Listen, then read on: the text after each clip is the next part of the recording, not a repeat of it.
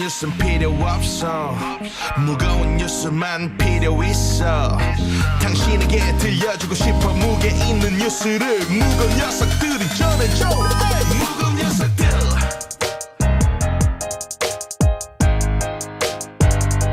무거운 녀석들.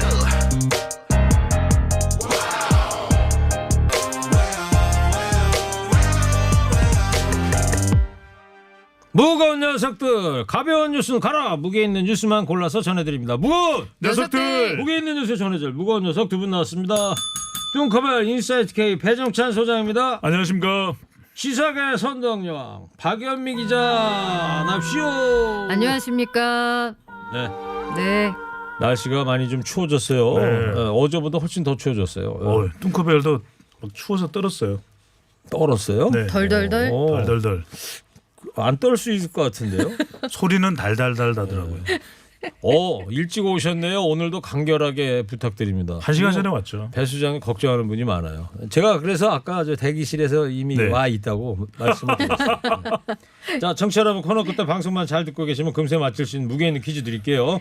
커피 쿠폰도 준비되어 있고요. 지금부터 두 분이 전해줄 무거운 뉴스 잘 들어보시기 바랍니다.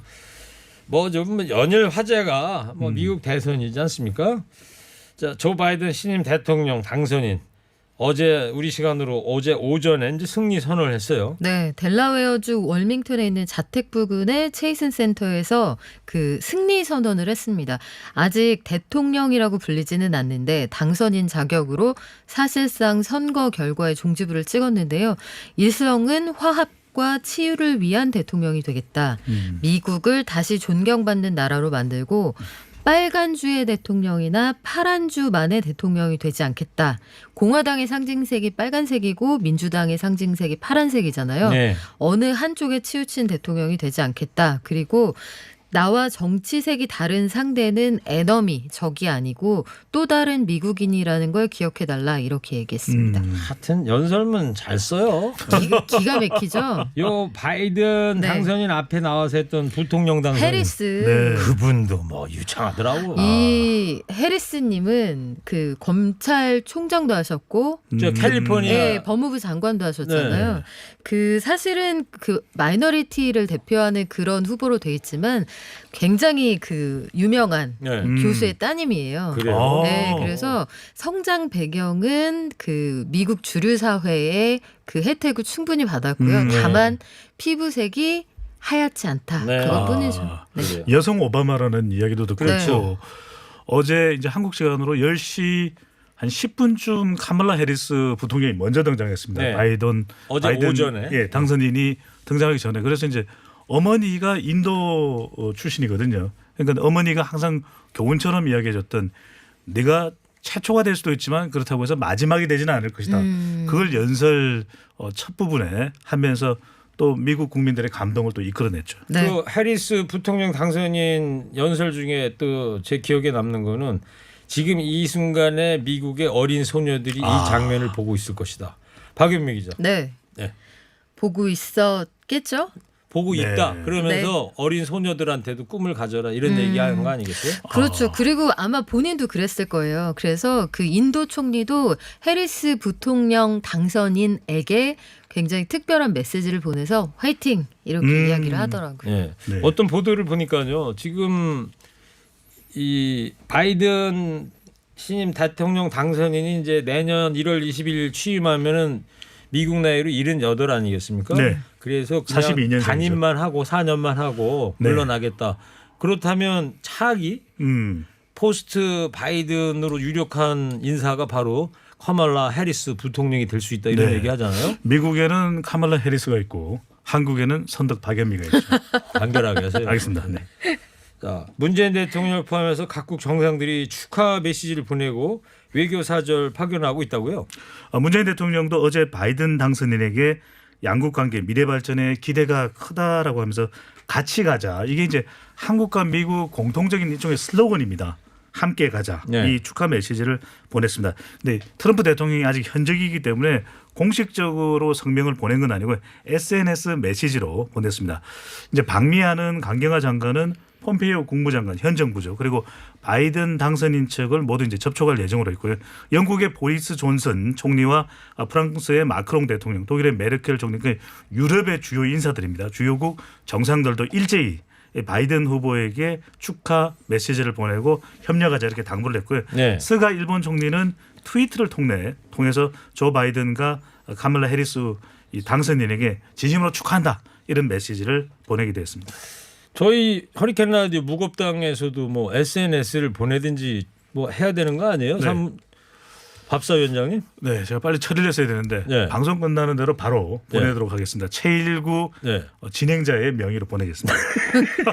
바이 19초이. 네, 19. 네. 자, 지금 바이든 당선인까지 얘기 들어봤고 이제 더 앞으로의 관심은 바이든 당선인의 1월 20일 취임까지의 절차 이런 거보다도 이제 더 오히려 역으로 트럼프 대통령 패배를 인정하지 않고 있는 분인데 이분이 지금 어떻게 앞으로 해나갈지 이게 더 관심일 수 있단 말이에요. 그러니까요. 이게 마치 그 1일 드라마의 서브 남자 주인공처럼 서브 남주라고 하죠. 악역이 빠지고 나니까 시청률이 확 떨어지더라고요. 바이든 대통령 당선인만 나온 방송에는 시청률이 안 올라가는데 트럼프 대통령이 나와서 뭐라고 독설을 해주면 시청률이 확 올라가는 이 참 엄청난 매기 효과를 갖고 있는 분입니다. 여하간 트럼프 대통령은 여전히 이 현실을 인정하지 못하고 있는 상황인데 바이든 후보가 그 바이든 당선인이 승리 선언을 하고 연설을 하고 있는 그 와중에도 거짓으로 승자 행세를 한다. 그러면서 별다른 근거는 제시하지 못한 채로 이번 대선이 사기라는 입장을 반복하고 있어요. 네. 오늘도 트위터로 이번 선거는 부정선거다 이렇게 주장을 했는데 서둘러 소송도 추진하겠다고 강조를 하고 있거든요. 근데 트럼프 대통령이 이 와중에 이틀 연속 골프장에 나가서 그러니까요. 난 슬플 때 골프를 쳐 이런 건가요? 그래서 한편 좀 안타깝기도 했습니다. 예. 선동영 기자님. 최고입니다. 네. 지금 뭐 참 잘했어요. 이거 저 뭐 별 5개 과자. 받은 거예요? 네. 과자 선물. 이야. 맛배기 과자. 녹차 과자 네. 감사합니다. 뚱크벨 건안 주시나요? 없어요. 이게 저 청년 190님 허리케인 청취자분이 선물로 보내주신 거예요. 와우 그게- 청년 맞죠? 19이잖아요. 뚱크벨 사이즈에 맞는데. 요거요. 아니 큰 거요. 잘하면은. 네. 자, 그 공화당 내 주류 정치인과 친 트럼프 언론도 이미 바이든의 승리를 인정하는 분위기 아닙니까 지금? 승복을 해야 된다는 이야기가 계속 나오고 있는데 이 조지 부시 전 미국 대통령 아들 부시입니다. 아버지 부시는 먼저 돌아가셨고 공정했고 결과는 분명하다. 이러니까 트럼프 대통령으로서는 이제 골프장 나갈 수밖에 없겠죠. 아무도 도와주는 사람이 없다 보니까 또 이 조지 부시 전 미국 대통령은 부시 전 대통령은 도널드 트럼프 대통령의 소송 제기에 대해서는 재검표를 요구할 권리는 있다. 네. 이렇게 이야기를 하긴 했는데 워싱턴 포스트가 전해온 내용은 또 좀 다릅니다. 부시 전 대통령이 바이든 당선인과 이 해리스 당선인에게 전화를 해서 당선 축하 메시지도 보내고 정치적 차이는 있지만 나는 바이든 당선인이 좋은 사람이라는 것을 알고 있다. 우리나라를 이끌고 통합할 기회를 얻었다. 두 사람이 같이 상원 의원으로서 활동을 한 적도 있을 겁니다 아마. 네. 그래서 이미 전 대통령이기도 하고 당은 다르지만 이 바이든 당선인이 상원 의원도 36년간이나 그렇죠. 지냈거든요. 네. 서로 아는 사이일 테고 반면에 이제 아들 부시 대통령하고 트럼프 대통령 정말 사이가 안 좋습니다. 네. 오죽했으면 이번에 선거가 트럼프 대통령이 상당히 어려웠음에도 불구하고 부시 전 대통령은 도와주지 않은 것으로 알려지고 있습니다. 그렇군요. 자, 트럼프 가족 안에서도 패배 인정을 설득하고 있는 사람들이 있다고 그러잖아요. 네, 설들이 많은데요. 일단 사위인 쿠슈너 백악관 선임 보좌관이 설득하러 갔다. 설득하는 중이다. 이런 얘기도 나왔고 부인 멜라니아 여사가 총대를 맸다. 이런 얘기도 나왔는데 오늘 오전에는 우리나라 시간 기준으로 영국 현지의 그 몇 군데 언론들이 멜라니아 여사가 트럼프 대통령과의 이혼을 준비하고 있다. 네. 이런 보도를 하기도 해서 예. 도대체 이 트럼프 가문 안에서 무슨 일이 벌어지고 있는 거냐 이걸 두고 여러 가지 논란도 있고 관심도 있는 상황인데요. 사위인 쿠슈너를 트럼프 대통령이 굉장히 신뢰하고 좋아하는 것으로 알려져 있습니다. 네. 그런데 쿠슈너가 정말 패배를 인정하라는 설득을 하는 건지 아니면 딸 이방카 트럼프처럼 이번 대선 과정에 승복하지 못하겠다는 입장인 건지 아직 구체적으로 나오진 않았어요. 네. 그런데 그 트럼프 대통령의 우군으로 꼽혔던 얼마 안 되는 언론사들도 예컨대 폭스뉴스 같은 경우에는 더 이상 트럼프 대통령을 옹호하기 어렵다 이렇게 밝혔고요. 월스트리트저널도 보수 성향의 신문인데 여기에서도 트럼프 대통령이 부정선거를 주장하기 위해서는 뭔가 손에 잡히는 증거를 가져와야 한다 해서 굉장히 크게 에비던스라는 제목을 붙이고 있습니다. 증거, 네. 에비던스. 영국 데일리 메일에서 앞서 이제 선덕 박연미 기자가 이야기한 대로 이 트럼프 대통령과 멜라니아 여사 사이의 불화설 네. 이 부분을 이제 단독 특종으로 보도를 했고 백악관에서도 뭐 각방을 쓰고 있다. 네네 이런 그걸 부분이 이제 있더라고요. 영국 데일리 메일이 보도를 한 바가 있고 쿠슈너 사위인 경우에는 유태인이거든요. 그렇다면 유태인의 지원을 상당히 많이 끌어냈던 것이 사위였는데 카멜라 해리스의 남편도 유태인입니다. 오. 그러니까 유태인 사회는 권력이 혼란스럽고 이런 경우에는 유태인이 주도하고 있는 경제가 상당히 어려워질 수 있거든요. 예. 월가에 미치는 영향도 막대하기 때문에 이 사위인 쿠슈너가 승복을 요청했을 가능성이 상당히 높다라고 하는 분석이 나옵니다. 예. 야, 트럼프 대통령 일가의 가게들을 그냥 손바닥 손금 보듯이 딱 깨고 계시네요. 어떻게든 이 과자를 먹겠다는 신념을 과자는 못 드리고 그 사탕으로. 너무하신 거 아닙니까? 예. 자, 북한은 계속 좀 침묵 중이에요. 대북 강경 기조를 유지해온 민주당 출신 당선인과 어떤 관계를 만들어가게 될까요? 신중하게 나오고 있는 북한의 모습입니다. 일각에서는 트럼프 대통령과 워낙 김정은 위원장 사이에 사이가 좋았기 때문에 좀 대실망을 한 거 아니냐. 그래서 바이든 정부가 이제 출범하기 전에 1월 20일입니다. 내년 일종의 이 미사일 실험 발사를 하지 않겠느냐. 이런 이제 전망도 나오고 있는데 그럼에도 불구하고 북한도 막다른 골목으로 갈 수만은 없거든요. 네. 상당히 신중 모드를 취할 가능성이 높다는 전망이 나오고 있습니다. 네. 그나저나 그 미국 지지받고 있었던 유명인 WTO 사무총장 후보는 거취를 정하기 더 난처해진 거 아닙니까? 네, 우리 정부도 상당히 그 주변 상황을 면밀하게 살피고 있는 와중인데 앞서 한번 전해드린 적이 있습니다만 그 국제무역기구 WTO 사무총장 최종 후보로 우리나라 유명인 통상교섭본부장이 올라갔습니다. 네. 그런데 우리나라 후보보다 나이지리아 후보를 지지하는 나라가 더 많았다. 그래서 WTO의 일반 이사회를 예정대로 열었더라면 아마 그쪽이 당선되지 않았겠느냐 이런 말씀을 드렸는데 막판에 미국의 무역대표부가 우리는 한국 후보를 지지한다고 얘기를 했습니다. 해서 WTO가 이러지도 저러지도 못하고 있는 상황이었는데 원래 예정대로라면 오늘쯤 결과 나왔어야 하거든요. 네. 그런데 이게 어려워진 거예요. 왜냐하면 현직은 트럼프 대통령이 맞고 하지만 그 사실상 차기 대통령 당선인으로서의 역할은 이미 바이든 당선인이 시작을 했고 그러면 법적으로는 미국 정부를 대표할 권리가 트럼프 대통령에게 있으나 현실적으로 향후 세계 무역 질서에 영향을 미쳐야 하는 건 바이든 당선인이거든요. 네. 그래서 WTO가 아마도 바이든 당선인의 취임 이후부터 취임 직후에 사무총장을 정해서 발표하지 않겠느냐 이런 얘기가 나오고요. 그럼 내년 그렇다면 1월 20일에 그렇죠. 그렇다면은 그 사이에 우리가 스스로 사퇴하거나 일단 미국이 입장을 정할 때까지 기다리는 것밖에 방법이 없거든요. 아마 그 유명희 후보가 스스로 물러나겠다는 의사를 전했다는 보도도 나오긴 했는데 일단 우리 정부는 부인하면서 트럼프 대통령의 심기도 좀 살피는 중입니다. 알겠습니다. 미실이 주제가가 나오고 있습니다. 국내 정치 얘기도 해보자고요. 더불어민주당이 공수처장 후보자 인사청문회를 재촉하고 있는 상황이죠. 재촉한다기보다는 이미 일정을 넘겨버렸기 때문입니다. 네.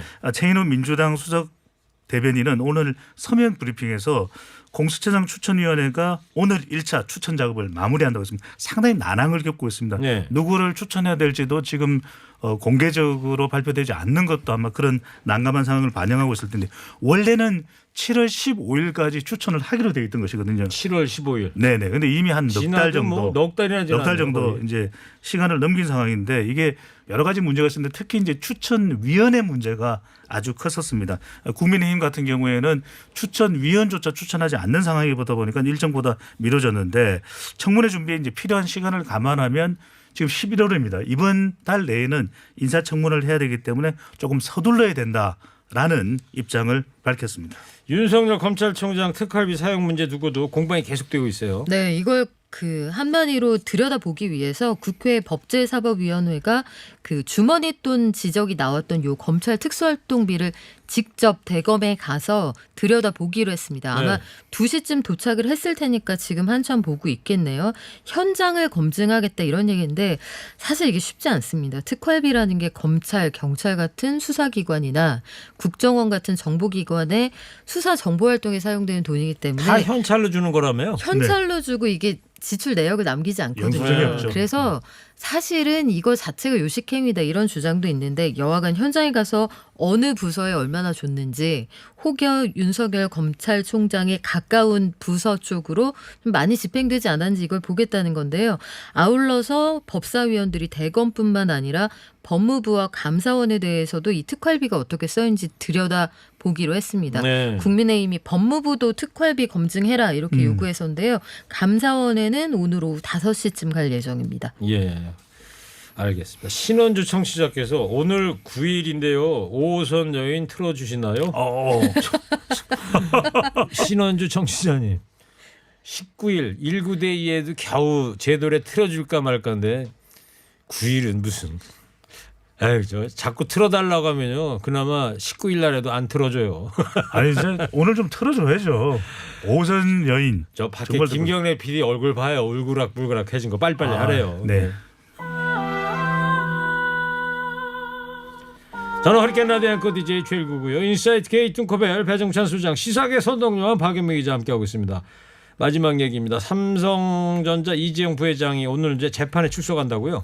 네, 지난 26일에는 이제 준비기일이 있었는데 그때는 뭐 준비기일의 경우에는 반드시 참석을 해야 되는 건 아니지만 부친상을 당하지 않았습니까? 네. 고 이건희 회장. 그래서 이제 참석을 못했는데 오늘 국정농단 파기 한송심이 이제 재개가 됩니다. 뇌물 액수를 재정산하라 이런 이 재판부의 요청이 있는데 오늘은 이재용 삼성전자 부회장이 출석할 예정입니다. 네, 한동안 재판이 중단됐었는데 부친상 이후 이제 처음 재판정에 나서는 거죠? 그렇습니다. 재판부가 삼성 준법감시위가 출범을 하면 감형을 해줄 수도 있다 이런 가능성을 내비치면서 10달 전에 특검이 기피 신청을 냈거든요. 그러니까 재판부를 바꿔달라는 얘기인데 법원이 최종적으로 기각을 하면서 다시 재판이 열렸습니다. 오늘 오후 2시 5분쯤에 이재용 부회장이 서초동 고등법원에 출석하는 장면이 언론을 통해 보도가 됐는데요. 글쎄 일단 그 여러 가지 양형 기준에 영향을 미칠 수 있는 요인들이 있다 이런 분석도 좀 나온 상황이고 준법감시위가 재기능을 할 경우에는 이재용 부회장에게 상대적으로 좀 유리한 판결이 나올 수도 있다 이런 네. 전망도 있습니다. 그 삼성 준법 감시위의 실효성을 따질 그 전문 심리위원 추천도 끝났다고 하던데 이분들은 어떤 역할을 하는 분들이에요? 삼성의 이제 국정농단 파기 환송심과 관련해서는 상당히 여론도 엇갈리고 있습니다. 국민 여론은 삼성에게만 특혜를 줘서는 안 된다는 이야기 있고 일부 이제 경제 인사들은 삼성에 그래도 이 국가에 기여한 바도 많았기 때문에 좀 참작돼야 된다. 그래서 이제 재판부가 이런 이야기를 한 것도 상당히 이례적입니다.